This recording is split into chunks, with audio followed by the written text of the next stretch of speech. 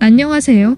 끝을 알 수 없을 정도로 깊은 바닷속에는 그 신비로운 만큼 생명체의 한계에 대한 우리의 생각을 바꿔주는 생물들이 많습니다. 그 중에서도 헤엄치는 깃털 뭉치가 있다고 하면 여러분들은 믿을 수 있으시나요? 오늘은 바닷속에 웬 헤엄치는 깃털 뭉치인 깃별나리에 대해 조금 말해보고자 합니다. 깃별나리는 극피동물문 바다나리강에 속하는 동물로 강의 영문명은 고대 그리스어의 백합을 뜻하는 단어에서 왔습니다. 무려 4억 4천만 년 전 고생대에 처음 바다에 나타나 그로부터 별다른 진화가 없었던 깃별나리는 살아있는 화석이라고 불리기도 합니다. 과거에는 훨씬 다양한 종이 있었지만 지금은 600종 정도 남아있다고 하고 이 중 일부만이 줄기가 없이 헤엄을 치는 깃별나리이고 그 외를 줄기로 바닥에 붙어 사는 해백합이라고 합니다. 깃별나리는 얕은 바다에서 어렵지 않게 관찰되며 특히 인도양과 카리브해에서 흔하게 발견됩니다. 깃별나리는 태어날 때부터 이렇게 바다를 자유롭게 유영하지는 않습니다. 알에서 부화한 깃별나리는 잠시 동안 바다를 떠다니다 이내 바닥에 정착하여 뿌리를 내리고 줄기에 지탱하며 몇 달간을 보냅니다. 그리고는 곧 줄기를 흔적만을 남기고 없애버린 뒤 우리가 지금 보고 있는 이 형태로 살아가게 됩니다. 새의 깃털 뭉치가 왜 바닷속에서 떠다니는 걸까라는 인상을 주는 이 깃털들은 사실 깃별나리의 팔입니다.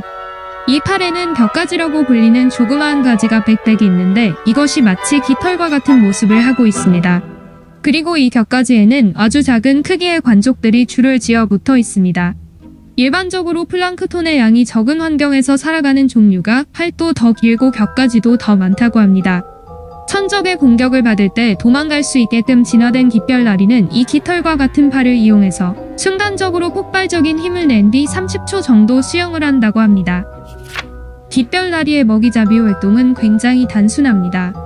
평소에는 웅치려 놓고 있던 팔을 플랑크톤이 많이 떠다닐 것 같은 해류 속에 촘촘한 안테나처럼 쭉 뻗은 뒤 격가지에 있는 끈적끈적한 점액질로 낚는 것입니다.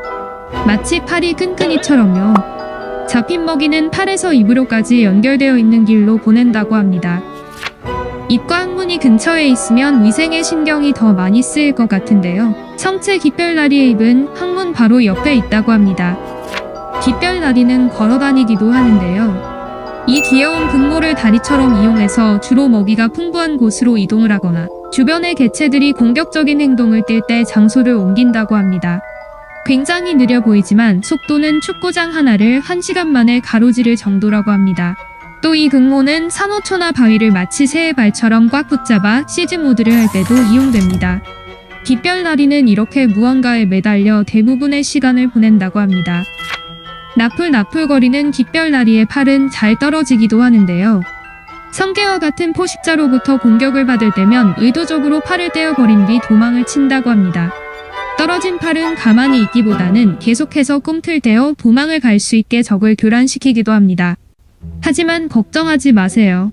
다른 극피동물과 비슷하게 한 달 정도면 팔이 다시 자라나거든요. 신기하게도 떨어진 팔은 2개로 자란다고 합니다. 그래서 깃별나리는 팔이 5개로 시작하지만 보통 10개에서 20개, 많게는 200개까지도 팔의 숫자를 늘린다고 합니다.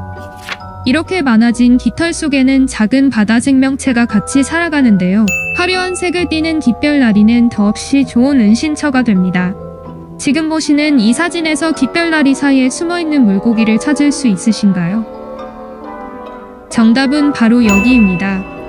저도 처음 봤을 때는 한 번에 찾기가 힘들 정도로 잘 녹아들어가 있다고 생각했는데요. 이 작은 생명체들은 가끔씩은 깃별나리의 팔을 간식 삼아 뜯어 먹기도 하지만 보통은 깃별나리의 화려한 색과 잘 어우러들어 자신을 드러나지 않게 숨긴 상태로 같이 평화롭게 지낸다고 합니다.